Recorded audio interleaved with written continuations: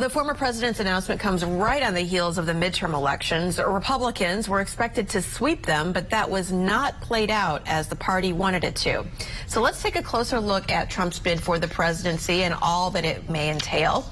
Joining me now for a closer look at these developments is Calvin Dark. He is a political analyst and the principal and co-founder of RC Communications. Calvin, first of all, thanks for joining us. What does this do to the Republican Party? How do the legal investigations into Trump businesses impact his run? And there's still, this ongoing January 6th issue as well.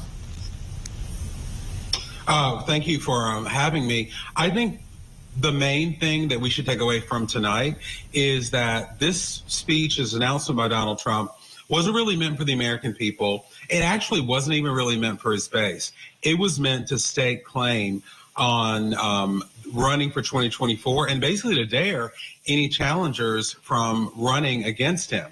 And I think that that was his intention.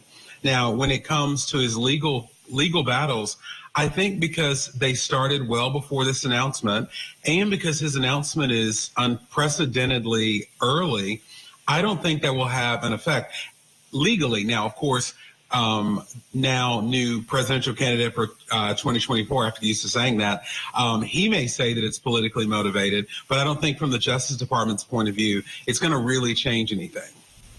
So, Calvin, what about this? This so-called red wave was expected to come with the midterms. That did not pan out.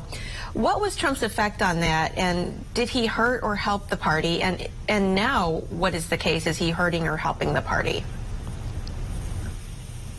Well, when it comes to the midterms, Trump was very specific in the races that he chose to cherry pick, to claim that he had part in the wins that the Republicans did have. But, he even tried to downplay, saying that he had told Republicans before that they shouldn't look for a wave. They should look for one or two because that's the majority. That's just the way that he has colored things.